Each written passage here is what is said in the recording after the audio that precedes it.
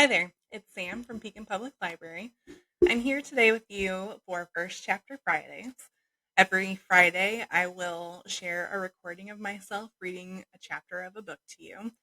Um, and you can decide whether it's something that you want to check out or not. All of these books will be available at Pekin Public Library if you want to come in and check them out. And many of them will be available digitally for you to check out or for you to listen to as an audiobook. I am focusing on some pretty specific lists for the books that I'm going to be reading to you. I love a good list. I like having an order to things. I like book lists, especially because people who are much smarter and more well read than me have gone through these books and decided which ones are worth reading. So the two lists that I'm going to be focusing on are both awards lists for the year 2021. One is the Abraham Lincoln Award. Sorry, this is the list of the nominees. The Abraham Lincoln Award is a teen choice award. So basically, you would read as many of these books as you could, and then you get to vote on the one that you think should win the award. You do have to be in 9th through 12th grade to vote on these books. But like I said, a list is a great place to start. So even if you're not in 9th through 12th grade, these are still great books to read. Some of them do have content that's more appropriate for older readers, so that's definitely something that you'll want to check out before you check out the book. But yeah, a lot of great books on here. I've read several of them, and they're awesome. So I have full confidence that this is a great list and that no matter which one wins, it's going to be awesome. The other award that I am focusing on is one that you guys might be a little bit more familiar with, the Rebecca Caudill Young Readers Book Award. That's an Illinois-specific award, also a Teen Choice Award. So ideally, you would read as many of these books as you could, and then you'll have an opportunity to vote on which one you think should be the winner of the award. Lots of good books here too that are definitely worthy of the award. There are 20 books altogether, so read as many as you can, and then you can decide which one you think deserves the award. Today, I am going to read the first chapter of a book from the Rebecca Caudill list called Small Spaces by Katherine Arden. So I'm just going to read the synopsis to you, and then I'll read the first chapter. After suffering a tragic loss, 11-year-old Ollie finds solace in books. So when she happens upon a crazed woman at the river threatening to throw a book into the water, Ollie doesn't think, she just acts, stealing the book and running away. As she begins to read the slender volume, Ollie discovers a chilling story about a girl named Beth, the two brothers who both loved her, and a peculiar deal made with the Smiling Man, a sinister specter who grants your most tightly held wish, but only for the ultimate price. Ollie is captivated by the tale until her school trip the next day to Smoke Hollow, a local farm with a haunting history all its own. There, she stumbles upon the graves of the very people she's been reading about. Could it be the story about the Smiling Man is true? Ollie doesn't have too long to think about the answer to that. On the way home, the school bus breaks down, sending their teacher back to the farm for help. But the strange bus driver has some advice for the kids left behind in his care. Best get moving. In nightfall, they'll come for the rest of you. Nightfall is, indeed, fast descending when Ollie's previously broken digital wristwatch, a keepsake reminder of better times, begins a startling countdown and delivers a terrifying message. Run. Only Ollie and two of her classmates heed the bus driver's warning. As the trio head out into the woods, bordered by a field of scarecrows that seem to be watching them, the bus driver has just one final piece of advice for Ollie and her friends. Avoid large places, keep to small. And with that, a deliciously creepy and hair-raising adventure begins. Ooh, that sounds very good. I really love creepy books. I'm a big creepy book person. So, I'm in Libby. This is one of the apps that we have available for checking out ebooks or e-audiobooks. I have 2 ebooks checked out. Currently, one is from the Lincoln Awards list. One is from the Rebecca Caudill list. So I'm going to read the first chapter of Small Spaces, like I said. I just wanted to show you guys really quickly, when you're in Libby, there are some things. I'm on my shelf right now so that you can see the books that I have checked out. And there are some things that you can do to work with your books. First of all, unlike a regular library book, you never actually have to return these books. They just return themselves. So you can see right here, it says that my book is due back in 21 days. I don't have to do anything. If I have this thing for 21 days, it will just return itself. I don't have to worry about it. But if you finished it in like 7 days, it'd be cool if you could return it early because somebody else might be waiting for it. So that is under managed loan, and you can click return early if you finish with it. Um, I'll probably have this one for a few days until I finish reading it, and then I'll try to remember to return it early in case one of you wants to check it out. So that's something that you can do. Also, when you check out your book, the default is 21 days. We give you 21 days to read them, but you can change it to 2 weeks or 7 days, whatever you think is most appropriate for you. So with that, I'm going to go ahead and open this up. And I apologize. I thought that I could make this smaller to fit so that you could see me reading and look at the book at the same time. But it's not going to work that way. I'm going to have to move my camera around, like right now. Just move myself right over here. So I apologize in advance for all of the moving. I'm going to read this chapter to you, and at the end, I'm going to ask you a question, and your teacher can decide whether or not that's something that they want you to do for an assignment. But either way, it'll be a good question to think about. Maybe something that will get you thinking a little bit more about the book and whether it's something that you'd want to read or not. So here we go, small spaces. October in East Evansburg, and the last warm sun of the year slanted red through the sugar maples. Olivia Adler sat nearest the big window in Mr. Easton's math class, trying, cat-like, to fit her entire body into a patch of light. She wished she were on the other side of the class. You don't waste October sunshine. Soon the old autumn sun would bed down in cloud blankets, and there would be weeks of gray rain before it finally decided to snow. But Mr. Easton was teaching fractions and had no sympathy for Olivia's fidgets. Now, he said from the front of the room. His chalk squeaked on the board. Mike Campbell flinched. Mike Campbell got the shivers from squeaking blackboards and, for some reason, from people licking paper napkins. The 6th grade licked napkins around him as much as possible. Can you blame him? Can anyone tell me how to convert 3/16 to a decimal? Asked Mr. Easton. He scanned the room for a victim. Coco? Said Coco Zintner, hastily shutting a sparkling pink notebook. She added wisely, squinting at the board. 0.1875, thought Olivia idly, but she did not raise her hand to rescue Coco. She made a line of purple ink on her scratch paper, turned it into a flower, then a palm tree. Her attention wandered back to the window. What if a vampire army came through the gates right now? No, it's sunny. Werewolves. Or what if the Brewster's Halloween skeleton decided to unhook himself from the 3rd-floor window and lurch out the door? Ollie liked this idea. She had a mental image of Officer Perkins, who got cats out of trees and filed police reports about pies stolen off windowsills, approaching a wandering skeleton. I'm sorry, Mr. Bones, you're going to have to put your skin on. A large foot landed by her desk. Ollie jumped. Coco had either conquered or been conquered by 3/16, and now Mr. Easton was passing out math quizzes. The whole class groaned. Were you paying attention, Ollie? Asked Mr. Easton, putting her paper on her desk. Yep, said Ollie and added a little at random. 0.1875.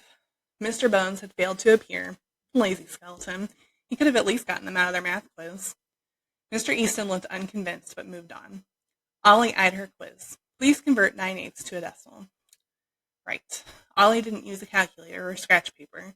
The idea of using either had always puzzled her, as though someone had suggested she needed a spyglass to read a book.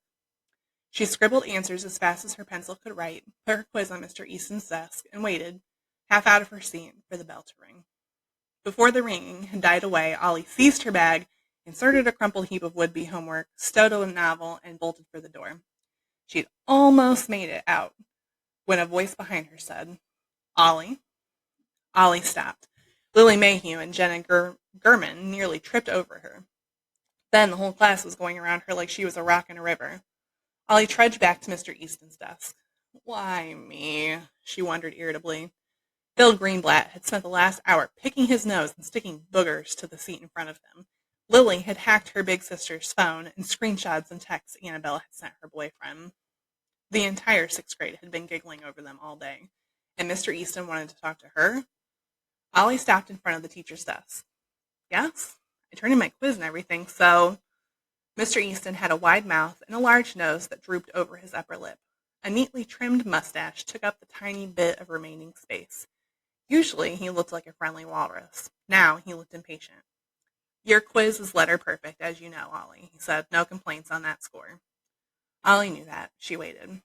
You should be doing 8th grade math, Mr. Easton said. At least. No, said Ollie. Mr. Easton looked sympathetic now, as though he knew why she didn't want to do 8th grade math. He probably did. Ollie had him for homeroom and life sciences as well as math. Ollie did not mind impatient teachers, but she did not like the sympathy face. She crossed her arms. Mr. Easton hastily changed the subject. Actually, I wanted to talk to you about chess club. We're missing you this fall. The other kids, really appreciated that you took the time to work with them on their opening gambits last year. And there's this interscholastic tournament coming up soon, so he went on about chess club. Ollie bit her tongue. She wanted to go outside. She wanted to ride her bike, and she didn't want to rejoin chess club. When Mr. Easton finally came to a stop, she said, not quite meeting his eyes, I'll send the club some links about opening gambits. Super helpful. They'll work fine. Tell everyone I'm sorry. He sighed. Well, it's your decision, but if you were to change your mind, we'd love... Yeah, said Ollie. I'll think about it. Hastily, she added, Gotta run. Have a good day. Bye. She was out the door before Mr. Easton could object, but she could feel him watching her go. Past the green lockers, 36 on each side, down the hall that always smelled like bleach and old sandwiches, out the double doors and onto the front lawn. All around was bright sun and cool air shaking golden trees. Fall in East Evansburg. Ollie took a glad breath. She was going to ride her bike down along the creek as far and as fast as she could go. Maybe she'd jump in the water. The creek wasn't that cold. She would go home at dusk, sunset at 5:58. She had lots of time. Her dad would be mad that she got home late, but he was always worrying about something. Ollie could take care of herself. Her bike was a Schwinn, plum-colored. She had locked it neatly to the space nearest the gate. No one in Evansburg would steal your bike, probably, but Ollie loved hers, and sometimes people would prank you by stealing your wheels and hiding them. She had both hands on her bike lock, tongue sticking out as she wrestled with the combination, when a shriek split the air. It's mine! A voice yelled. Give it back! No, you can't touch that! No! Ollie turned. Most of the 6th grade was milling on the front lawn, watching Coco Zittner hop around like a flea. It was she who'd screamed. Coco would not have been out of place in a troop of flower fairies. Her eyes were large, slanting, and ice blue. Her strawberry blonde hair was so strawberry that in the sunshine it looked pink. You could imagine Coco crawling out of a daffodil each morning and sipping nectar for breakfast. Ollie was a little jealous. She herself had a head full of messy brown curls, and no one would ever mistake her for a flower fairy. But at least, Ollie reminded herself, if Phil Greenblatt steals something from me, I'm big enough to sock him. Phil Greenblatt had stolen Coco's sparkly notebook, the one Coco had closed when Mr. Easton called on her. Phil was ignoring Coco's attempts to get it back. He was a foot taller than her. Coco was tiny. He held the notebook easily over Coco's head, flipped to the page that he wanted, and snickered. Coco shrieked with frustration. Hey, Brian, called Phil. Take a look at this. Coco burst into tears. Brian Battersby was the star of the middle school hockey team, even though he was only 12 himself. He was way shorter than Phil, but looked like he fit together better, instead of sprouting limbs like a praying mantis. He was lounging against the brick wall of the school building, watching Phil and Coco with interest. Ollie started to get mad. No one liked Coco much. She had just moved from the city and her squeaky enthusiasm annoyed everyone. But really? Make her cry in school? Brian looked at the notebook Phil held out to him. He shrugged. Ollie thought he looked more embarrassed than anything. Coco started crying harder. Brian definitely looked uncomfortable. Come on, Phil. It might not be me. Mike Campbell said, elbowing Brian. No, it's totally you. He eyed the notebook page again. I guess it could be a dog that looks like you. Give it back, yelled Coco through her tears. She snatched again. Phil was waving the notebook right over her head, laughing. The 6th grade was laughing too, and now Ollie could see what they were looking at.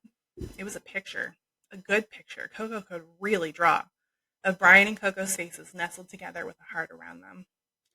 Phil sat behind Coco in math class. He must have seen her drawing. Poor dumb Coco. Why would you do that if you were sitting in front of nosy Philip Greenblatt? Come on, Brian, Mike was saying.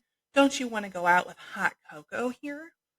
Coco looked like she wanted to run away, except that she really wanted her notebook back, and Ollie had pretty much had enough of the whole situation, and so she bent down, got a moderate-sized rock, and let it fly. Numbers and throwing things. Those were the 2 talents of Olivia Adler. She'd quit the softball team last year, too, but her aim was still on. Her rock caught Brian squarely in the back of the head, dropped him thump onto the grass, and turned everyone's attention from Coco Zintner to her. Ideally, Ollie would have hit Phil, but Phil was facing her, and Ollie didn't want to put out an eye. Besides, she didn't have a lot of sympathy for Brian. He knew perfectly well that he was the best at hockey, and half the girls giggled about him. And he wasn't coming to Coco's rescue, even though he'd more or less gotten her into this with his dumb friends and his dumb, charming smile. Ollie crossed her arms, thought in her mom's voice, "Well, in for a penny," hefted another rock and said, "Oops, my hand slipped." The entire 6th grade was staring. The kids in front started backing away. A lot of them thought she had cracked since last year. Seriously, guys," she said. "Doesn't anyone have anything better to do?" Coco Zintner took advantage of Phil's distraction to snatch her notebook back. She gave Ollie a long look and darted away. Ollie thought, "I'm going to have detention for a year."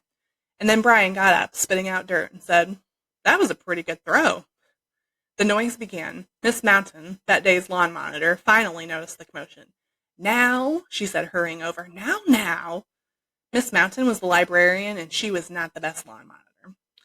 Ollie decided that she wasn't going to say sorry or anything. Let them call her dad. Let them shake their heads. Let them give her detention tomorrow. At least tomorrow the weather would change, and she would not be stuck inside in school on a nice day, answering questions. Ollie jumped onto her bike and raced out of the schoolyard, wheels spitting gravel before anyone could tell her to stop. Whoops. That was it. That's the end of the chapter. So, my question is about Ollie. She has said several things in this chapter, or several things were said about her in this chapter, that kind of tells you what kind of person she is. And we know from reading the synopsis that there was a tragedy in her life last year. We don't know what that tragedy is or was yet, but things have definitely changed. So I'm curious as to what you guys think about Ollie as a character. What kind of person is she? What are some of her personality traits? And how do you know? What are some of the things that they talked about in this chapter that can maybe tell you a little bit about who she is, what she has going on? And I also wonder about how that personality is going to, how those personality traits are going to serve her for the rest of the book.